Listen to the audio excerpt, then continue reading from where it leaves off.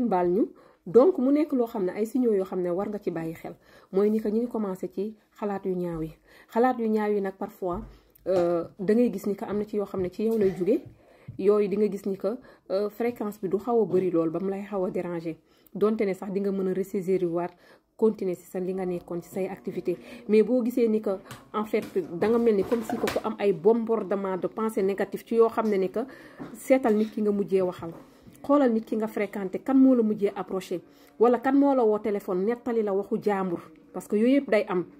wala ñoom bu fekkee ni que da nga toll benn boo xam ne état boo xam ne yow am nga éveil spirituel tu les as bloqués de partout dañuy xool ñi nga xam ne ni dañu am contact ak yow ñooñu en fait mën nañ ci bañ a bokk sax donc mais on les utilise inconsciemment te duñ ko xam dañ leen di faire transmettre des messages yoo xam ne que pour mu egsi la message yooyu une fois que nga déglu ko en fait qu'est-ce qu'ils veulent sa xel na commencé nekk ci yow ci ñoom donc il est important mooy comme li ñuy wax nga identifier sa bopp reconstruire te ñooñu boo leen xasee ba génnee sa vie ci yow parce que ay personnes toxiques lañu ñi nga xam ne ni ba ñu duggee sa àdduna ba léegi sa lépp tëju ñi nga xam ne ba ñu duggee sa àdduna ba léegi ay wax yu saw lañ lay indil ay jottale tu as des problèmes sur problème en fait dañ lay dem sax ba indil la ay problèmes juridiques yoo xam ne ni que yow en fait doo xam foo koy waxee da ngay doo bëgg daal lu dul effacé wu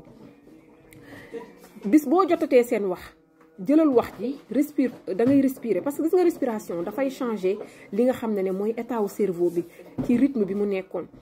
nga jël wax ji nga remplacer ko par benn idée bu positif ci yow nga ne bon man li ma tàmm doon def à chaque fois qu'ils essayaient de faire ça danga naan je m'occupe de mes propres parce que boo ne problème cerveau li nga ko wax rek loolu lay jox da lay indil problème danga ne je me concentre je me mets au centre de ma vie voilà. Je me mets au centre de ma vie. Je pense positif envers les autres. Je pense positif envers moi. Je pense positif envers les autres. Da ngay gis ni que il y aura de la résistance. Résistance boobu nooy am na fu bëgg a dugg ci say pensées. Da ngay gis ni que ça va tourner encore mais répète les mêmes phrases c'est même systématique ça va marcher. Bu fekkee aussi c'est la peur qu'il veut créer chez toi. Parce que ni ma ko bëgg a détailler nii je sais que dafa mérite ay sujets yu long mais dama leen ci jox rek ay étapes. Parce que bëgguma ci sauter benn mooy ni que pensée négative yi mais la peur qu'ils essaient de créer mooy cela veut dire que da ngay gis ni que benn situation ça peut-être jàll na mais tu as peur que ça revienne dans ta vie tu commences comme ça à avoir des frictions commencé nga comme si que yow en fait état bi nga nekkoon dañ laa delloowaat ginnaaw nga commencé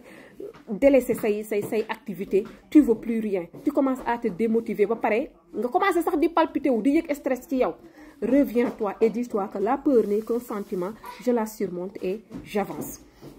mooy mën ngeen ko après ngeen jël ko ngeen bind ko à chaque fois que ça vous arrive vous les répétez ça va aller ñun nag ay jullit lañu lépp lu ñuy joxe tamit dañ ciy joxe alquranul karim mooy sax base bi jàngal aaya bii nii à chaque fois que tu as des sentiments de peur waxal lam yusibana illa ma kataballahu lana huwa mawlana wa ala allahi falyatawakkalil muminina muy signification bi ci nuñ ko mën a firee mooy ni que amul lenn loo xam ne mën nañu dal loo xam ne jugewul ca yàlla te que jullit muy croyant dafay placer confiance am ca yàlla cela veut dire que da ngay gis ni que yaa ngi jox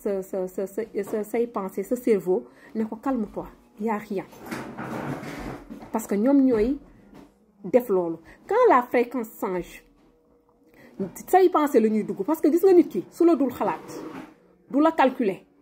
du yëg sa dara kooku du mën a branché wu ci yow parce que lu tax boole woo ko ci sa monde lien bu mu bëgg a créer seen diggante ça commence à travers les pensées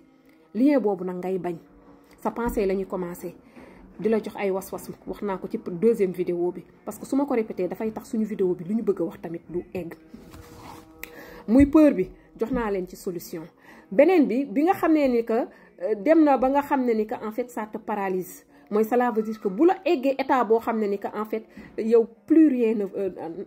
tu as essayé toutes tes méthodes mais en fait yow ci sa bopp yow yaa bëggatul def effort mooy cela veut dire que c'est malgré toi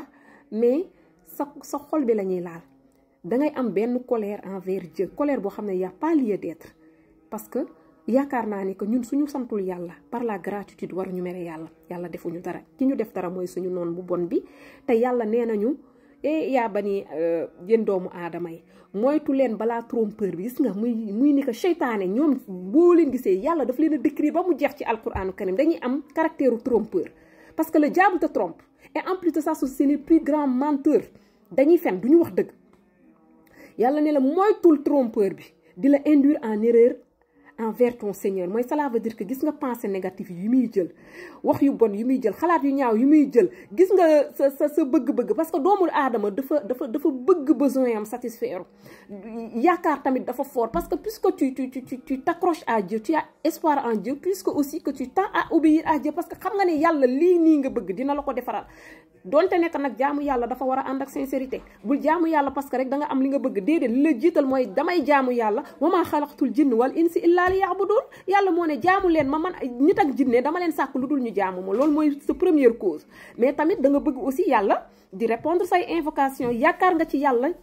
li nga xam ne mooy njéggal li nga xam ne mooy yërmaane li nga xam ne mooy aljanna te yàlla moo ne ne désespérez pas de la miséricorde d'Allah seuls les mécréants désespèrent de la miséricorde d'Allah foofu nag la shayatin bi di ñëwee foofu la nga xam ne iblis bi fa lay ñëwee bëgg yow nga désespérer ci yàlla te bis boo désespérer ci yàlla tu as tendance à reprocher à Dieu à te plaindre di jël des choses yoo xam ne négatif di ko xalaat ci yàlla wala tout ce qui t'arrive tu vas dire que pourquoi Dieu a permis cela parce que yàlla moo bëgg li arrivé la pourquoi yàlla sa situation bi ngay dund en fait ça ta souffrance Dieu le voit mais pourquoi en fait Dieu te maintient dans cette situation te que moom mooy kun fa yakun waaye pourquoi yàlla nga koy ñaanee nga ko fu nekk def nga lu nekk tu continues à lui obéir mais sa situation changé wul attention tu es en train d'ouvrir une portail au diable malgré toi mi ngi forcé bañal invoque par des istighfar woowal yàlla ne ko mu dimbali la parce que yàlla ku ko woo mu wuyu la dàqal seytaane tuddal a'udhu billahi minash shaytan rajim mu dem aussi essayel tamit le plus souvent di entraîner sa mental ci lan ay pensées positives del lire al-Qur'an bi lu tax à chaque fois que le diable veut pénétrer dans ton cerveau dans ton cœur am na benn aaya boo xam ne tu te souviens que yàlla waxoon na la lii tu te rappelles de ce aaya boobu noonu da ngay gis wala verset boobu noonu da ngay gis ni que seytaane day daw immédiatement parce que fu yàlla nekk seytaane du fa taxaw ça te fortifie et que yow mi sa bopp tu vas te poser sax la question pourquoi je suis comme ça lu tax du tic au tac tout allait bien ma jékki-jékki rek commencé di def ni commencé mel y a quelque chose si y a quelque chose am na benn shayatin bi nga xam ne approché wu na sa cercle énergétique sa portail énergétique moom la ñu bëgg daaj ci say barrière parce que dañuy dugg ay entrée la dañu am ay porte d'entrée sa bopp mais destination bi sa xol la bu ñu xasee nag ba dugg sa xol fa la ñuy mën a puiser nag foofu moom mënante nañ la fa lañ lay puiser lapider la parce que ñoom dañuy branché wu par xol ñoom balaa ñoo gën a mën a tirer épuiser mooy jàpp nañu xol bi mooy cela veut dire que xol bi muur nañ ko xol bi yëgatul yàlla xol bi dee na xol bi zikkaratul xol bi ñaanatul xol bi dundatul xol bi julleetul mais kooku ak ku dee sax moo ko tane attention c'est là-bas qu'ils vont venir mais ci bopp bi lañu commencé parce que la veille wala parce que tu as entendu benn nouvelle boo xam ne ni que nit sax wax na la ko te parfois ñoom ñoo koy tay pour te connecter ils ont plusieurs astuces xam nañu ni que bloqué nga leen amatoog ñoom dara sikkatoog ñoom dara da nga leen di sax daw mais nit bu la xam foofu la ñuy jaar te kooku xamu ci dara parfois da ngay gis ni que sax kooku keneen ak keneen en fait ay échelle la na wax bi toq sa nopp tu commences à t'agiter yàlla bu mu nekk nag ci ñoo xam ne parfois doom da leen a boole ndax loolu kenn mënu ko dagg sànni waaye nag bu leen mélangé wu te bu leen jaaxle ndax boo leen xoolee Asiya jigéen bu baax la te yàlla mi ngi ko dencal yonent bi sallallahu alayhi wasallam kan moo nekkoon jëkkëram ku yées ci yàlla sàkk muy Firawna kon ne te dis pas te xale yooyu seen yoon nekku ci fexeel noo protéger say doom te nga ñaan yàlla ñaanal leen yàlla yar leen ci diine l'islam li ci des nga bàyyi ko loxoy yàlla yonent yàlla Moussa ku ko yar waxin la de ci kër Firawna la yaroo mais teewul yonent la gis nga ko nu mu baaxee kon seytaane même bu fekkee ne dafa yor sa doom bul tiit bàyyilal yàlla sa bopp donc gis nga yóbbante yooyu tey ngay dégg wala benn affaire boo xam ne que mi ngi mel ni ci mbirub doom ngeen di yéeg ak a wàcc ci tribunal yéen a ngi koy xëccoo dugg na fi génn na fi mu jékki-jékki nga yëg benn nouvelle boo xam ne neexul ils vont essayer de créer des peurs en toi de ces histoires moment bi nga xam ne nag egg nañu phase bi nga xam ne moom la ñu bëggoon foofu moom branchement la ñuy def avant qu'il tire l'énergie cela veut dire que yow tëdd nga tu veux plus moment boobu nag transfert moom am na moment bu ñu atteindre cœur bi pensée yaa ngi fi tu es dépressif tu es triste ah déedéet foofu moom fréquence am na sànni nañ la bu bon bi di nga gis ni que sax yow sa fréquence bi nga doon vibrer lépp ay basse parce que lan la def nañu échange jël nañ sa bos bàyyi la seen bos sa mbir yi commencé di yàqu nit ñi commencé di la daw nga commencé yow sa bopp mel ni dof xamatoo foo nekk xamatoo looy wax dara safatu la ngay commencé nag di am ay jafe-jafe yooyu yëpp alerte la incha allahu rabbi dinañu eggali